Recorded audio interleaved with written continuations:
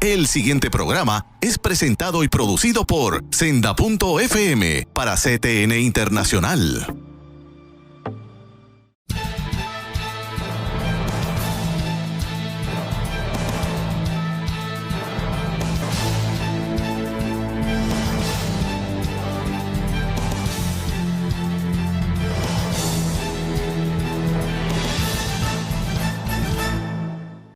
Saludos amigos de Alerta Cristiano, una vez más con ustedes disfrutando de otro programa semanal en donde llego a las casas, a sus casas, por grabación de este estudio de la Senda Antigua, los viernes a las 7 de la noche y los sábados a las 9 de la noche.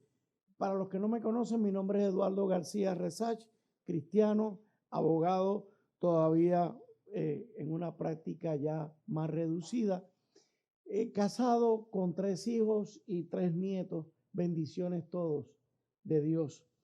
Amigos, hoy tengo una vez más una conversación, un diálogo teológico con nuestro hermano teólogo Samuel Sullivan. Doctor Sullivan, bienvenido una vez más. Dios le bendiga, Eduardo, y Dios bendiga a todos aquellos que en este lindo día nos acompañan, ¿verdad?, en este diálogo, en este tiempo de reflexión. Hoy estoy un poquito emocionado, bastante, porque el tema es un tema que nos tiene que llamar la atención a todos, que estamos viviendo los retos que nos presenta el mundo actual, la cultura. Pero además porque estamos volviendo a unos aspectos que a mí siempre me han llamado la atención, que es los aspectos apologéticos de nuestra fe. Y vamos a comenzar citando al Evangelio de Mateo, en el capítulo 16, versículo 3, donde el Señor nos dice: pues si ustedes saben interpretar tan bien el aspecto del cielo, ¿cómo es que no saben interpretar las señales de estos tiempos? Y ahora sí que quiero empezar por esa misma cita bíblica con el doctor Sullivan. Doctor, denos una clasecita pequeñita de esa porción bíblica. Bueno, aquí el Señor está dirigiéndose, se crea fariseos, saduceos, doctores de la ley, que están dispuestos a crear e interpretar su teología, sus interpretaciones judías de la ley de Moisés, y son muy dedicados y constantes con esto. Y sin embargo le dicen: mire, ustedes pueden también anticipar los tiempos, va a llover, cuándo vamos a sembrar, cuándo es la cosecha. Sin embargo, no han mostrado su capacidad para conocer el momento, el tiempo en cual ustedes se encuentran. Ustedes escudriñan las Escrituras y a ustedes les parece que en ellas ustedes encuentran la vida eterna. Sin embargo, en toda esa investigación, reflexión crítica, cognitiva, de ley, de derecho, de filosofía, de teología, no se han dado cuenta, son ciegos, que a quién apunta, a quién va a dar testimonio esas escrituras, es a mí,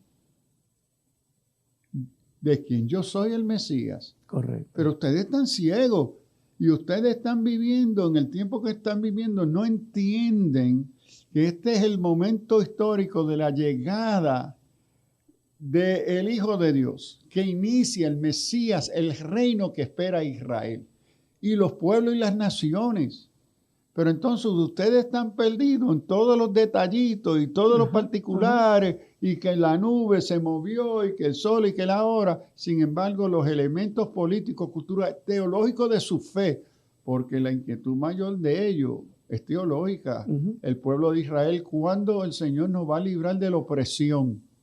Y Él dice, la respuesta a esa inquietud que ustedes buscan está entre ustedes, y y ustedes no pueden definir el tiempo que ha llegado el tiempo de su salvación. Y de hecho, nunca lo vieron. Pocos de ellos. Por eso terminó, claro. La generalidad lo crucificó. Yeah.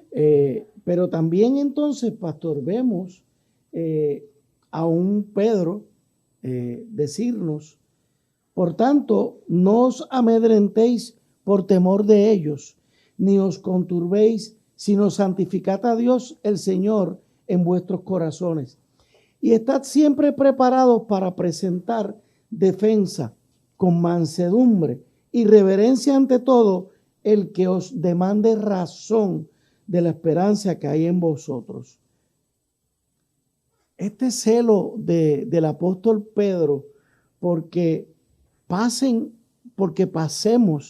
al otro nivel mira, sí, reconocemos a nuestro Señor como Salvador, pero tenemos que buscar la manera de explicar nuestra fe. ¿Qué usted nos dice? Y aquí hay, me parece que Pedro, especialmente su contexto de ese primer siglo de la iglesia, comunidad perseguida, rechazada por los judíos, ahora perseguido por los romanos, que aquí, note que comienza, por tanto, no os amedrentéis por temor a ellos. Correcto. Ahora, ¿quién es ellos? Los opresores, el gobierno, el imperio romano, la persecución romana, es decir, ni os conturbéis, es decir, en medio del factor contra Cristo, contra el Evangelio. Esta es la realidad social política que nosotros estamos viviendo. El Evangelio Cristo fue rechazado, nosotros tendremos hasta que morir, pero en medio de esa realidad de rechazo, de parte de la cultura, de parte del gobierno, de parte de los poderes religiosos. Correcto. Miren, si no santifiquen a Dios, al Señor en vuestros corazones y estar siempre preparados para presentar defensa con mansedumbre y reverencia ante todo aquel que os demande razón. Esto es un llamado a una reflexión crítica. Correcto. Ante la realidad sociopolítica real, teológica, de nuestro contexto que estamos viviendo, de ser una comunidad oprimida, rechazada. Tenemos que capacitarnos para responder a ella. No podemos, como el avestruz, poner la cabeza y ponernos a orar. Ajá. No, tenemos que reflexionar sobre lo que creemos y poder dar razón sabia, con razón, a las preguntas, las dudas que la cultura y la sociedad nos presenta en relación a nuestra fe en la persona de Jesucristo, con mansedumbre. Es decir, tenemos que desarrollar una fe crítica, contextual, contemporánea, capacitada por el Espíritu Santo con sabiduría y ciencia para responder a los retos de la sociedad y la cultura de las cuales somos parte. Y entonces vemos, y todos lo conocemos, el gran mandato de Jesús: vayan por el mundo y prediquen estas buenas nuevas. ¿Con intención de qué? De que la gente acepte a Jesucristo como Señor y Salvador. Y a veces nos creemos que eso es así porque sí. Y aquí es que a veces hemos brincado por otro mandamiento de Jesús que fue anterior: ir y hacer discípulos. Ir y hacer discípulos. Porque el desempeño de dar razón requiere haber sido discipulado, entender y conocer la fe para compartirla y proclamarla. Entonces, ese ir tiene que anticipar preparación.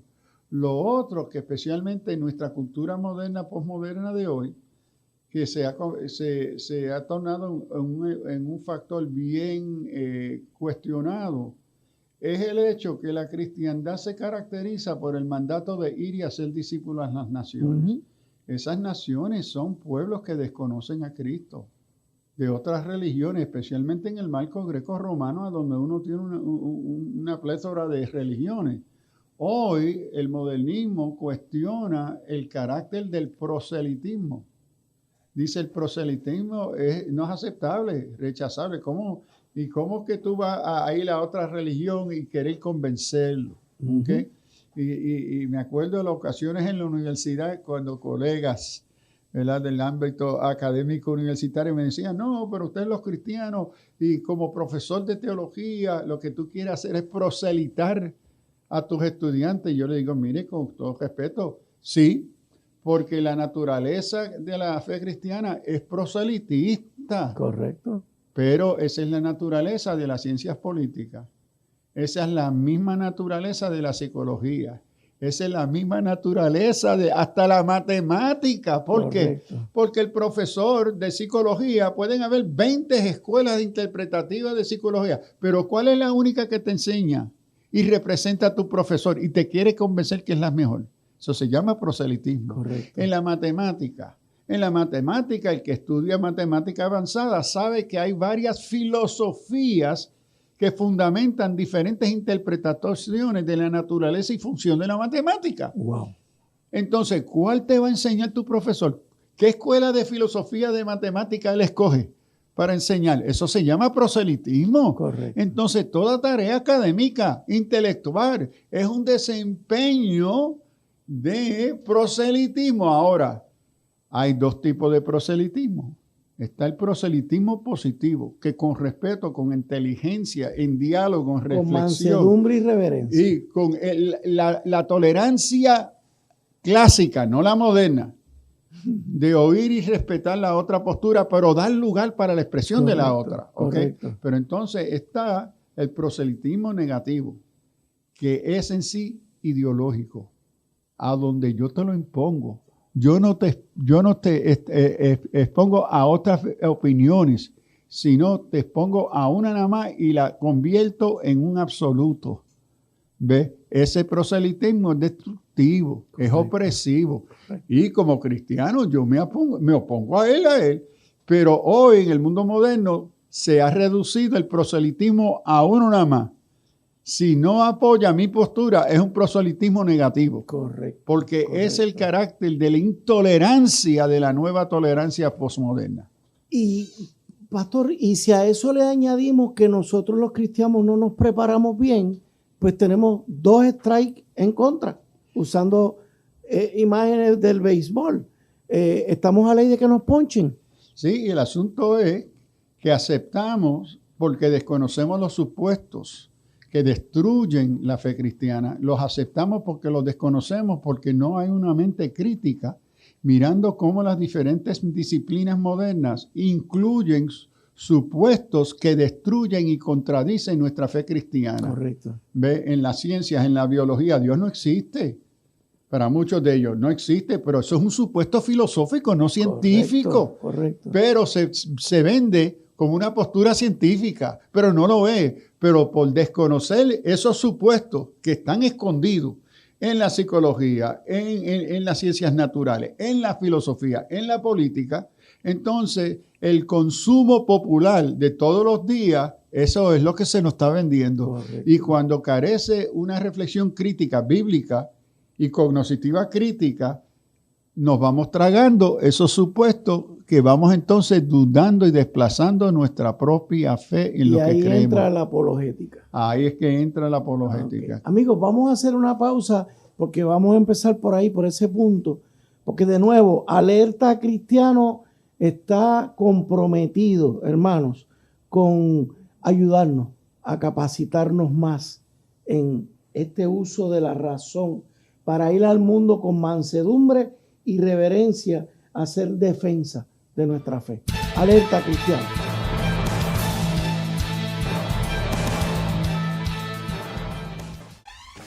La mayor selección de música cristiana.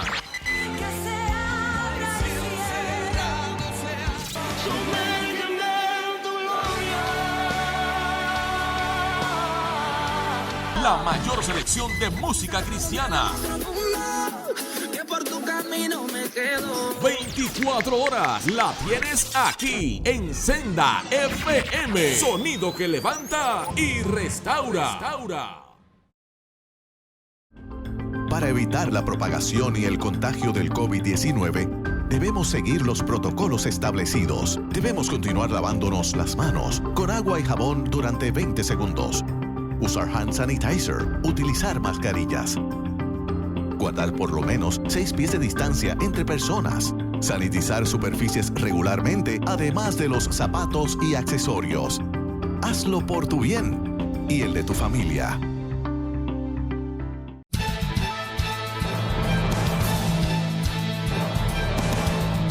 De nuevo con ustedes, amigos, en este segundo segmento.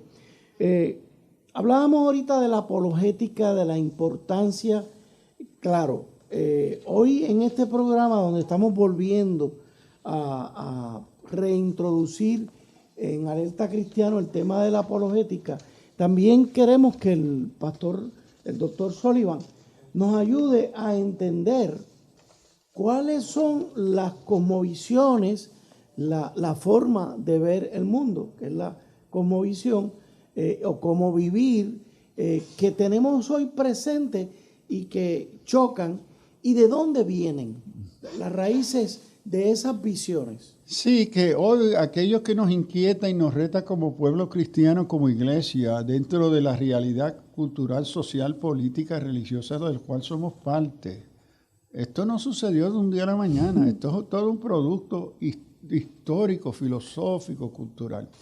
Y entonces yo creo que para mejor entender y ubicarnos dentro de la realidad moderna, posmoderna, de la cual estamos viviendo, necesitamos apreciar algo, ¿verdad? Algunos elementos de esa jornada filosófica, porque es mayormente filosófica y teológica.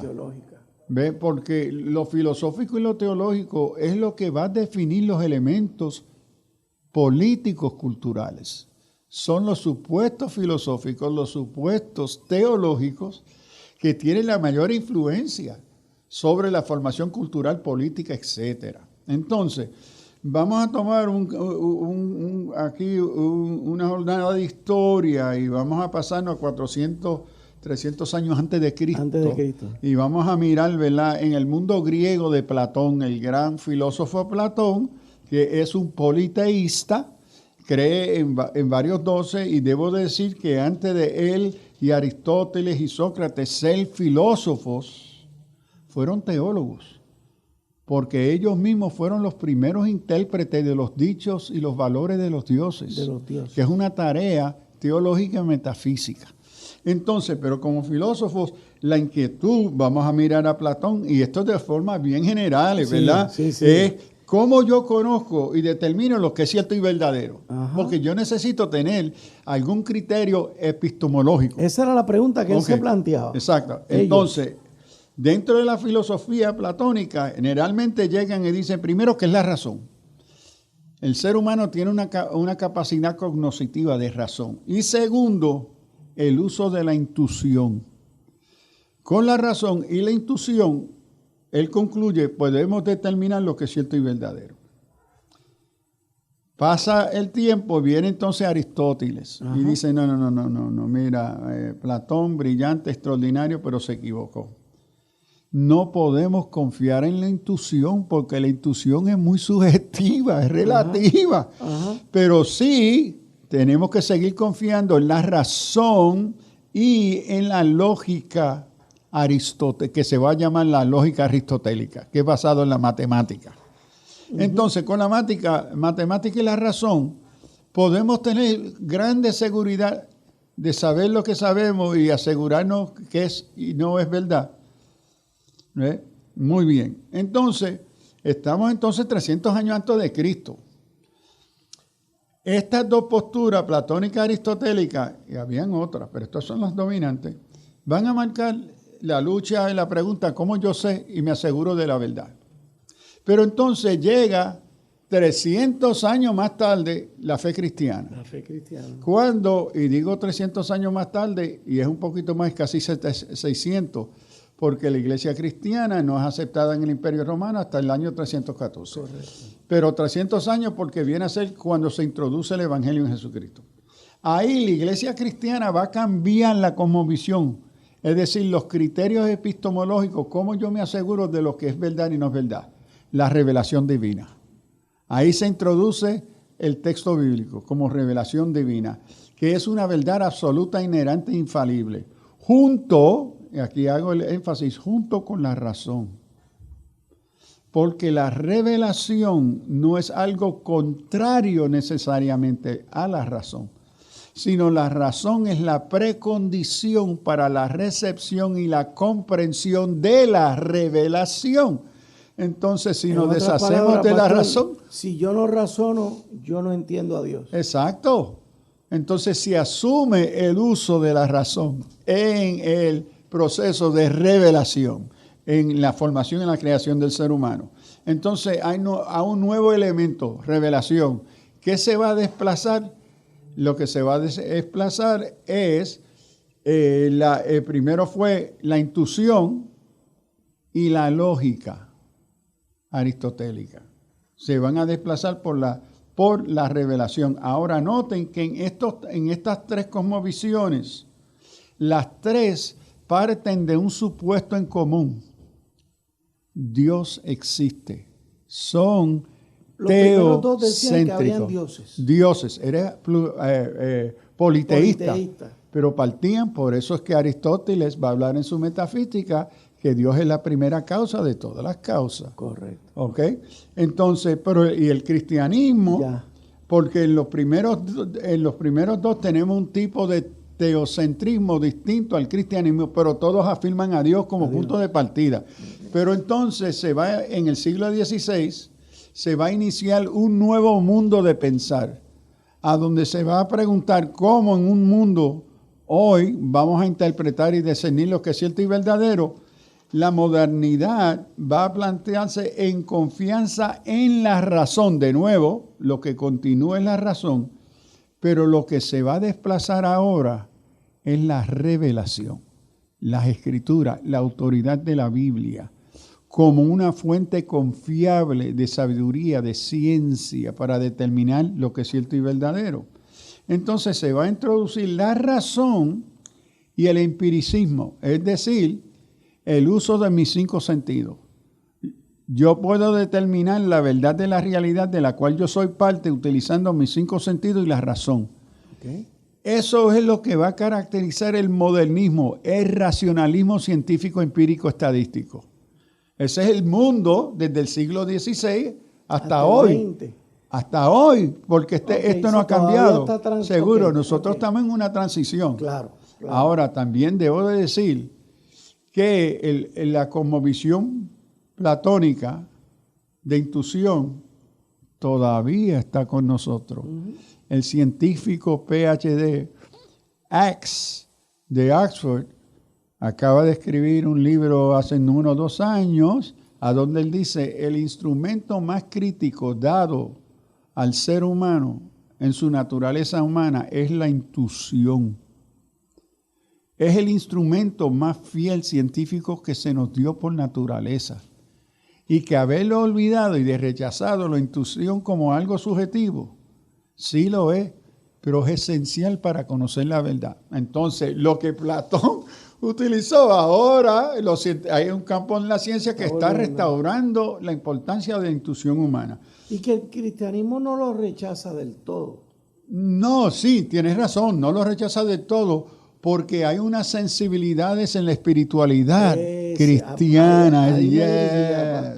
Sí. O sea, en nuestra relación con Dios, cuántas cosas uno empieza a intuir que no tienen explicaciones. Hasta que en esa misma relación uno la va viendo. Y dentro del discurso teológico bíblico cristiano, a eso se le llama discernimiento. Discernimiento.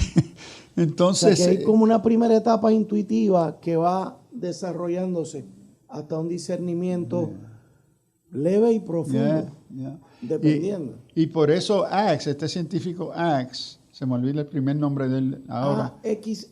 AXE, okay. Sí. Él dice, necesitamos rescatar y reconocer la función científica de la intuición. Ahora, ese es el modernismo, racionalismo, empiricismo, etc. Pero ahora, desde la época del 50, estamos en una época de transición a lo que se está llamando, y tiene varios nombres, pero el que está dominando es postmoderno, el mundo que se mueve más allá de las categorías de el conocimiento moderno. Y es el postmodernismo, Y esto comienza, nos dicen los filósofos, ¿verdad? Y los grandes maestros de esto, que esto comienza con la arquitectura. Interesante. Porque se dan nuevos materiales para construir que los llevan más allá de la caja, de la cajita, el cuadro, por el uso de los materiales naturales, que se van a dar nuevos materiales para construcción que dan lugar para una nueva estética arquitectónica. Qué interesante. ¿Ves? Sí, y entonces ahí se va a presentar lo que se llama la arquitectura posmoderna. Y entonces va a ser el arte posmoderno. Y por ahí va a seguir a las diferentes expresiones de la cultura. Entonces aquí estamos hablando de posmodernismo dentro del marco filosófico, claro, social, político. Claro. Y ahora en el posmodernismo va a romper con la razón. Va a decir, no. La imposición de la razón como el único y el más importante medio para conocer la verdad es una media verdad.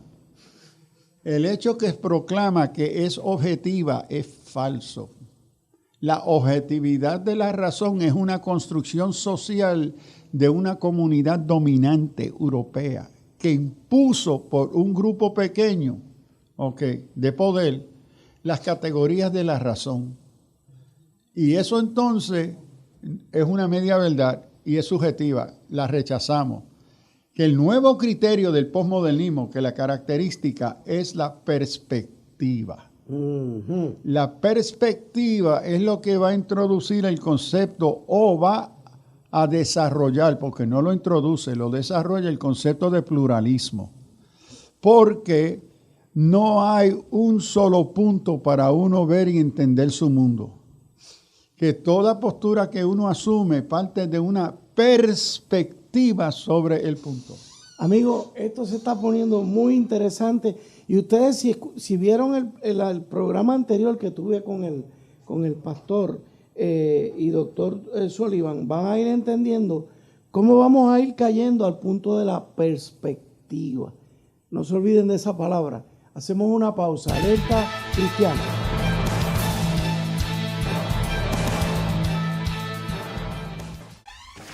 La mayor selección de música cristiana.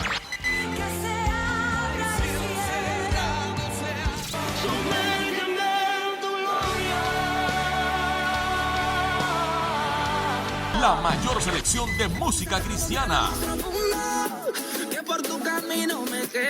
24 horas la tienes aquí en Senda FM. Sonido que levanta y restaura.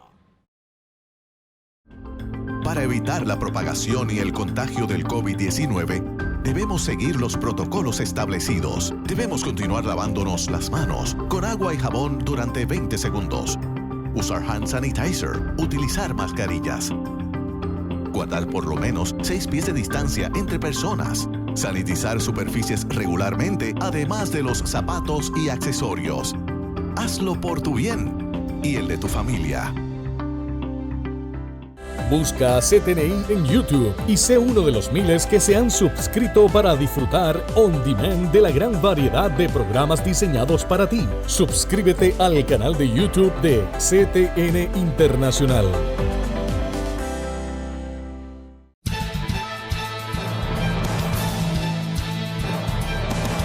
De regreso con ustedes, amigos de Alerta Cristiano. En el segmento anterior, el doctor Sullivan nos estaba ayudando a ver una visión súper rápida de la historia, ¿no? En el mundo filosófico y teológico. Repasamos todo lo de el pensamiento del premodernismo, desde Aristóteles, Platón, el nacimiento del cristianismo. Hablamos de la modernidad a partir del siglo XVI, que se extendió hasta el siglo XX, y estaba él hablando de que ya para el 1950 empezamos a ver una nueva visión, que es la postmoderna. Y ahí nos quedamos, pastor, y me da la impresión de que ya obviamente usted entró en el pluralismo, y podríamos decir que en el relativismo también. Sí, porque el pluralismo es una expresión de relativismo. Correcto. Es decir, que el pluralismo dice hay muchas puntos de vista, perspectivas. Perspectiva. ¿Ok? No hay más que una. Y que la visión o la interpretación particular que yo asumo, entiendo, recibo, acepto, es relativa a mi perspectiva. Es relativa a las otras posturas que existen, porque no es la única. Porque el supuesto es que ninguna de ellas es absoluta o reducible a ser la única verdad. Lo que hay es una construcción de verdades opuestas. Entonces, tenemos personas como Foucault y otras que van a decir, y se va a introducir, y esto va hasta el siglo XIX de Nietzsche, en la filosofía de Nietzsche, que Dios está muerto. Uh-huh. Entonces, el ámbito del desarrollo de esta filosofía posmoderna se va a dar en la discusión teológica de la muerte de Dios. Para los 60, en la Universidad de Chicago, se va a dar un gran debate de Wanda Hodgson y Whitehead, Ajá. y ahora se me olvida, o Hamilton, sobre la cuestión si Dios ha muerto. Entonces Time Magazine saca una portada, Dios está muerto. Y entonces ahí eso abre una discusión mundial, global, sobre el hecho que Dios había muerto. Y es interesante que parte de la revista de Time entrevistan a Billy Graham y le preguntan, bueno, ¿usted cree que de los hallazgos y las conclusiones de la Escuela de Teología en la Universidad de Chicago, que Dios está muerto? Y él dice, bueno, yo no sé, yo hablé con él esta mañana y me parece que estaba bien. Está bien vivo. Está Pero vivito. que ese es el entorno, y quiero hacer esta observación, que los supuestos posmodernos primero rechazan los supuestos teológicos. Los supuestos teológicos que la posmodernidad va a rechazar en la gran mayoría de sus postulados es la existencia de Dios. Correcto. Ahora, la naturaleza del ser humano idólatra. Note que las otras posturas, la de Platón, Aristóteles y la fe cristiana, eran teocéntricas, asumían y partían del supuesto de Dios, que Dios existe, con diferentes interpretaciones. Uh-huh. Pero ahora el modernismo y el posmodernismo se va a definir por un antropocismo. Okay. Que ahora ya Dios no está en el centro del conocer, de la tarea epistemológica de interpretar el mundo, sino el ser humano es el centro de todo. Es la última Coca-Cola en el desierto. Y que el ser humano interpreta su mundo de distintas perspectivas. Por eso que el concepto de perspectiva por la posmodernidad viene a ser tan importante. Y que yo construyo esa perspectiva. Y que no hay verdades absolutas, ni teológicas, ni la Biblia, y ni de la ciencia. Es decir, todo está sujeto al supuesto que no hay verdades absolutas. Ahora note que en el posmoderno se está rechazando la razón porque se ha querido imponer como una verdad universal sobre todo. Ahora, ¿qué hace el posmodernismo? Repite lo mismo. Ahora, la nueva metanarrativa, la imposición dominante para establecer lo que es y no es verdad, es el supuesto que no existe ninguna verdad absoluta. Absolutamente. Mire el argumento circular contradictorio. Correcto. Que la única verdad que existe, Es que no absoluto, es que no existe ninguna verdad. Es como mami me decía, mira, mijo, nunca diga eso, ¿oíste? Eso es una mala costumbre que tiene. Nunca, pero yo digo, pero mami, ¿cómo que no puedo usar nunca? Tú estás usando nunca ahora mismo, que nunca. No. Es un argumento contradictorio. Nunca digas nunca. Exacto. Entonces, eso caracteriza hoy el posmodernismo, y el posmodernismo y el modernismo hoy existen conjuntos hoy, y todos estos existen, pero el modernismo no se ha desplazado. Y note, no se puede hacer ciencia sin razón, sin la construcción en supuesto moderno. Algunos lo han llamado el fin del mundo de la ciencia si no hay verdades absolutas. ¿Ok? Entonces, pero este es el mundo que estamos viviendo. Sin embargo, son los momentos donde la ciencia está avanzando de una manera increíble. Ya ahí nada más hay que cuestionarle. Bueno, y me parece a mí que la expresión más contradictoria a el posmodernismo, que no hay verdades absolutas, es lo que habíamos discutido en el programa anterior del cientificismo. Porque el cientificismo que se impone como ciencia absoluta, inherente, infalible, como la única medida, eso es más lo que está criticando el posmodernismo. Correcto. ¿Ves? Pero estamos viviendo en la tensión, ¿verdad? Algunos dirían dialéctica entre las verdades, contradicciones, los conflictos de cómo el saber humano hoy funciona, hoy entre un mundo moderno y un mundo posmoderno. Y algunos pensadores ya están diciendo que nos estamos pasando del mundo posmoderno. Y ahora hay todo un debate con qué nombre se le da a esta nueva transición, porque antes las transiciones filosóficas y teológicas tomaban siglos. O sea, pero es como todo va tan acelerado. Imagínense que esto se introduce más o menos en el 50, ya estamos en el 2021. En apenas 71 años. Entonces ya el pensar crítico, filosófico, y científico. La anterior postura histórica duró moderna, bastante. eran 400 años, exacto, más o menos. Pero ahora es como la computadora que compraste hoy, ya la semana que viene está out of date. Sí, correcto. Esto sucede también en el pensamiento. Y vuelvo a la contradicción inherente de decir que nada es absoluto, pero se pretende imponer esa perspectiva de manera absoluta. Exacto. El nunca digas nunca. Y vemos este espíritu de contradicción e imposición de poder en el asunto de género. ¿Cómo se utiliza el concepto de tolerancia? Nosotros aquí somos una comunidad tolerante y vamos a emitir unas leyes para callar, para criminalizar todas aquellas posturas y opiniones y puntos de vista contrarios a la nuestra. A esa perspectiva. ¿Ok? Porque nosotros somos tolerantes. Es la contradicción posmoderna. Correcto. Pero ¿quién está imitando leyes para callar la opinión y el punto de vista, la perspectiva del otro? Ustedes. ¿Quién está asumiendo la postura absoluta, cientificista? Ustedes, en la imposición de una intolerancia que se viste de tolerancia. Correcto. Y entonces convierten el punto de partida cristiano a una postura opresiva de odio. ¿Quién oprime a quién? Exacto. ¿Quién está oprimiendo y quién está ejerciendo poder opresor? Es esa comunidad minoritaria. Inclusive, doctor Sullivan, es una posición sectaria. Seguro que sí. Y va contra la Constitución. Y religiosa.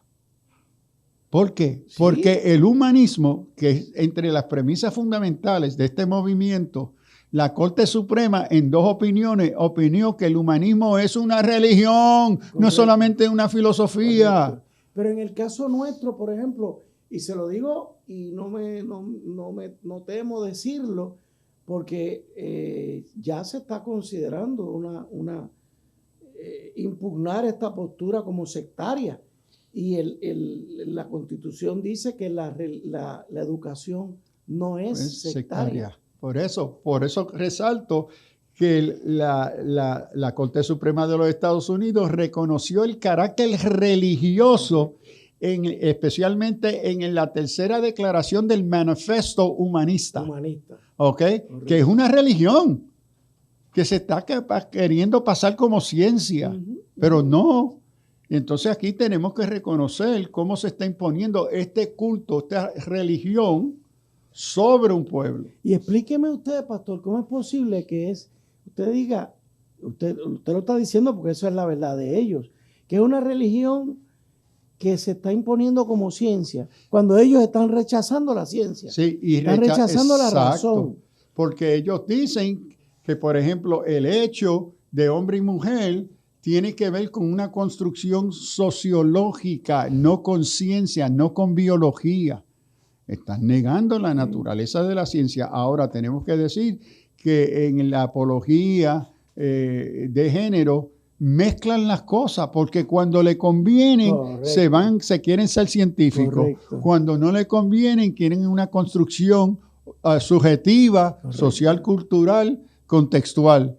Entonces no hay coherencia filosófica, crítica en el argumento. Sí. Amigos, vamos a hacer una pausa en este momento y ya en el cuarto segmento vamos a asumir unas posturas, vamos a ver unas posturas muy interesantes que vienen por ahí. Alerta cristiana.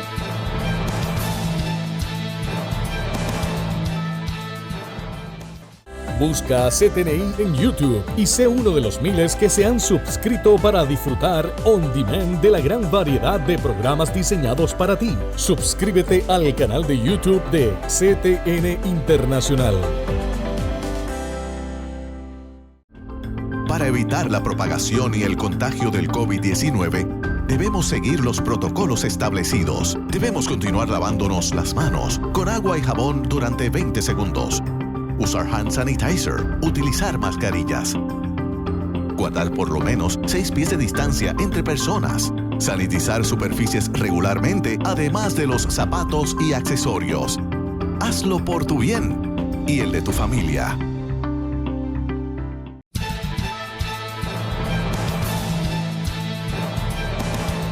De regreso con ustedes, amigos, Pastor, Doctor Sullivan. Todo esto que usted nos ha narrado de esta manera rapidita, ¿verdad? Que hemos visto la historia. ¿Cómo es que esto también se ha ido desarrollando dentro del seno de la iglesia? Bueno, primero decir que mi acercamiento a lo que estamos discutiendo es como teólogo. ¿Okay? Soy teólogo, mi preparación en el mundo de filosofía y pastor y ministro. ¿Okay? Pero ahora, lo que hemos descrito aquí de estos movimientos filosóficos tienen correspondencia, correlación con cómo la iglesia expresa y se relaciona con ellos. Entonces, en el mundo de la antigüedad, que hablamos de Platón, Aristóteles, de la fe cristiana, que es teocéntrica, vemos que en el mundo cristiano la iglesia va a identificar y nombrar esa respuesta a la palabra, a la escritura como palabra de verdad, que podemos confiar. Se va a usar entre otras expresiones, ortodoxia. O nosotros diríamos sana doctrina. Sana doctrina. Entonces se va a dar, ¿verdad? Por siglos tengo que decir que llegar al supuesto de ortodoxia fue todo un diálogo crítico, filosófico, teológico. Pero que la iglesia sí identifica y parte de un supuesto de verdad que es ortodoxia. Y digo eso porque hay otros, que decían, no, la iglesia poco ortodoxia tenía, toda es diversidad, y esto es parte de la modernidad. Claro. Pero hay ortodoxos. Esta es la sana doctrina, la iglesia y en la comunidad y en la cultura y la sociedad puede dirigirse por la verdad revelada, los valores de la iglesia. Ahora, en todo momento. En todo momento, en todos los aspectos de la vida. Y aquí estamos y se va a marcar bien bajo el asunto de Constantino, que el Estado ahora va a apoyar la fe cristiana el Estado va a afectar toda la sociedad. Perdóneme, porque es que quiero identificarme con los hermanos que están viendo.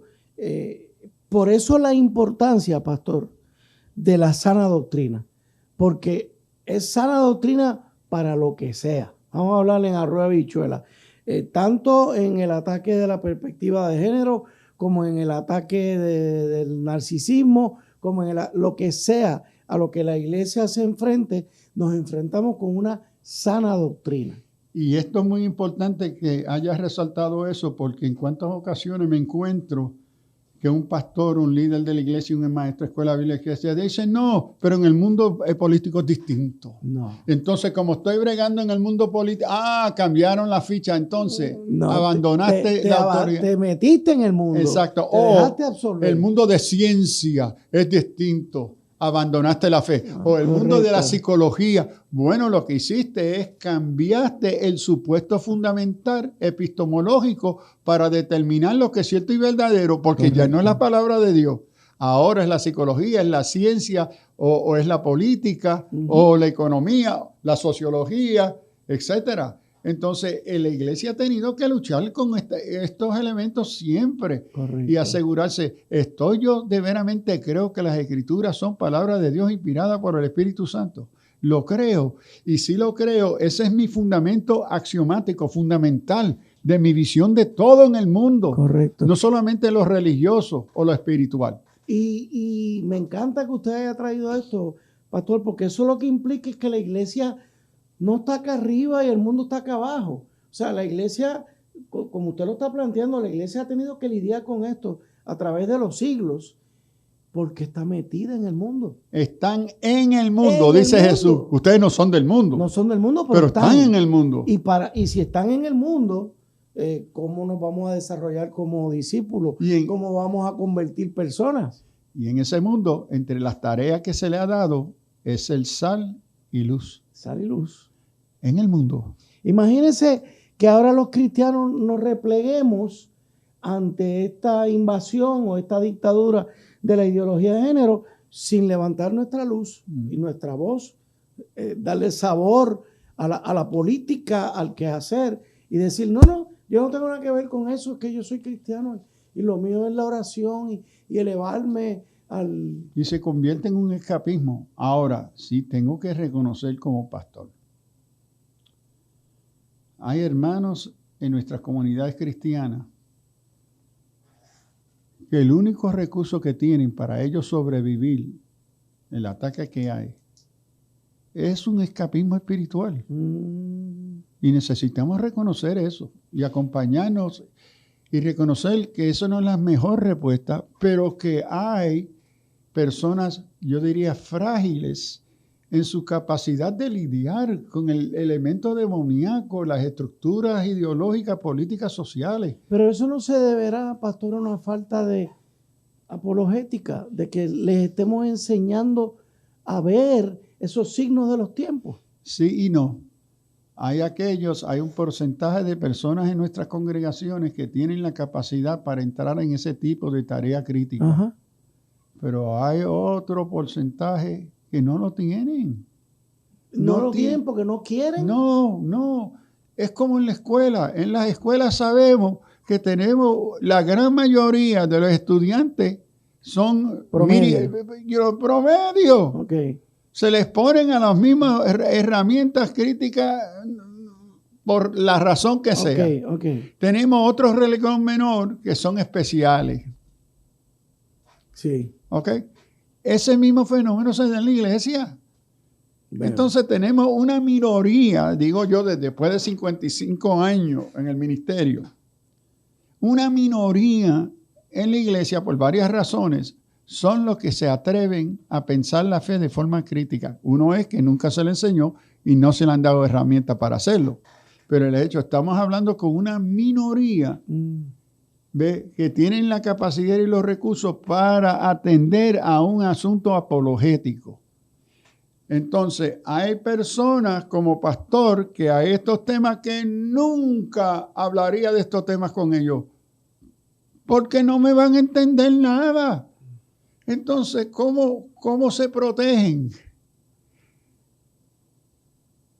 Al escapismo, lo que algunos llaman escapismo. Okay. Yo estoy usando aquí escapismo en unos elementos positivos de proteger. De protegerse. Es como decía Marx, la religión es el opio del pueblo para embobarlo. Y yo en un debate en América Latina planteé, sí, el evangelio es un opio que sana.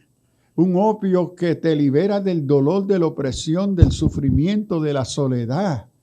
El opio, uno de sus mejores usos, es médico, es bueno. Uh-huh. Entonces Marx resalta lo que te emboba.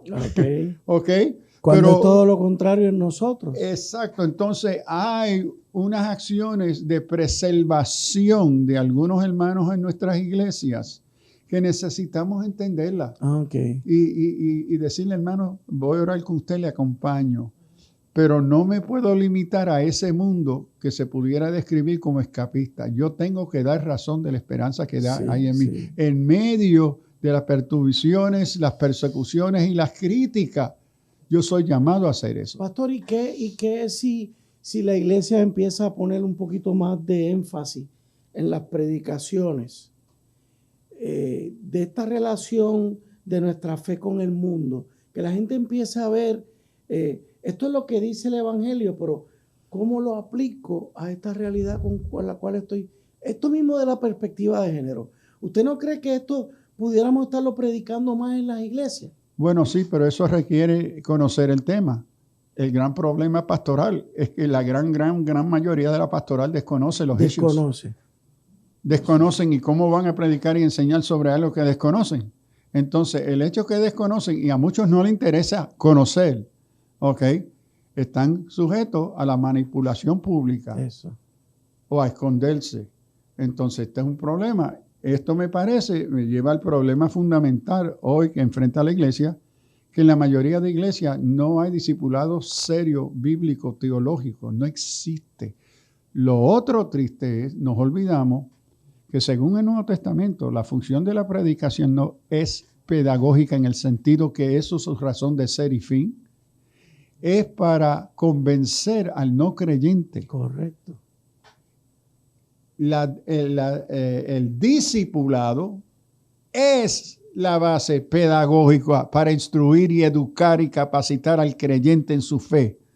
Pero como lo que se ha desarrollado en los Estados Unidos y Puerto Rico es una iglesia dominguera, y yo la llamo idólatra, porque 6 días a la semana adora en los altares seculares a quien le da su tiempo, su dinero, su lealtad e interés, pero se para solamente el domingo para ir al altar que se llama cristiano. Eso está fuerte, pastor. Seguro. Pero entonces, el pobre pastor, ¿qué tiene que hacer? No tiene las oportunidades para enseñar y discipular. Sería equivocado decir, pues entonces vamos a predicar más enfocado en el discipulado. Bueno, sí. Porque eso no era lo que hacía Jesús. Sí, pero Jesús no predicaba, él enseñaba. Esa es la diferencia. Bueno, es que su vida era toda una enseñanza. No, es que los métodos pedagógicos que usaban eran dirigidos. Note que en la época de Jesús, el que iba al discurso que llamaríamos predicación está utilizando criterios de la retórica. Claro, claro. Y esto vemos la diferencia entre la naturaleza literaria de Pablo en sus cartas. Está empleando un sinnúmero de instrumentos retóricos de su época para convencer. Entonces hay otras secciones que son didácticas de enseñanza y a una metodología distinta. Claro, claro. Cuando vemos a Jesús está trabajando con la pedagogía. Todo el tiempo. ¿Ve? Es decir, y puede hablar de la venida del reino de Dios. ¿Okay? Entonces hay una diferencia. Y ante la crisis de los domingueros, hemos reducido la predicación o hemos querido utilizar la predicación, el método y el estilo de predicación como el medio central para discipular la congregación. Y eso nunca, en mi opinión, será efectivo. Nunca. Porque abandonamos los no creyentes que llegaron, que van a oír muchas cosas y jergas bíblicas doctrinales que ellos no entienden. Correcto. O vamos a abandonar los miembros de la iglesia que no están siendo discipulados porque le estamos predicando a los no creyentes. Entonces no tenemos esto ni aquello. Grande. Es que eso es lo que establece el Nuevo Testamento, discipulado. Por eso que el ministerio más marcado del Nuevo Testamento es el maestro. Claro. No es el predicador, claro, es el maestro. Por eso Pablo le dice a Timoteo, mira, va a levantar una nueva obra, búscate unos buenos músicos, cantantes, etcétera, etcétera, predicadores evangelistas, y la iglesia se te va a llenar. No, le dice, procura buscar hombres idóneos de enseñar a otros, porque la disciplina fundamental es discipulado para ellos poder capacitarse para conocer y entender el Evangelio, para poder entonces estar capacitados para dar razón de ella y para poder proclamarla con sabiduría y ciencia. ¿Y el evangelista? Bueno, aquí... El evangelista cae también en la predicación. Sí, y ahí tenemos que hacer una distinción, porque en el Nuevo Testamento el evangelista es proclamador del reino. Proclamador. Alcanzando las personas no creyentes. Okay, ese es en básico. ese sentido. Ahora, ¿qué sucede? Tenemos otro problema, me parece a mí, con que nos estamos encontrando.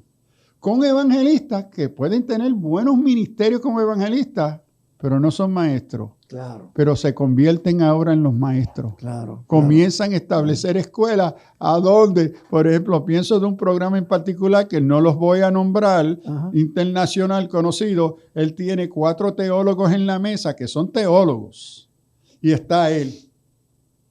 Pero ¿quién es el que está dando la enseñanza? Él. Él interrumpe a los teólogos. La gran mayoría del tiempo, aunque tiene 4 teólogos sentados ahí, no son ellos. El que va a enseñar es él, porque él es el evangelista. Amigos, qué pena, se nos ha terminado el tiempo, pero les aseguro que esto va a continuar. Se nos quedaron unas áreas que ya en un segundo programa lo vamos a tocar. Y prepárense porque vamos a entrar de lleno en unos aspectos bien interesantes. El cristianismo La cultura. contra la cultura, el cristianismo con la cultura, el cristianismo absorbido por la cultura y otras situaciones que nos estamos encontrando. Gracias, Pastor Sullivan. Un placer como siempre. Y aclaro que yo no estoy aquí como teólogo, yo estoy aquí como el inquisidor, el presentado, el que me gusta cucar al doctor Sullivan, porque de teólogo sí, tengo algo, pero jamás al nivel que está el doctor Sullivan. Amigos, que Dios les bendiga. Alerta Cristiana. El pasado programa fue presentado y producido por Senda.fm para CTN Internacional.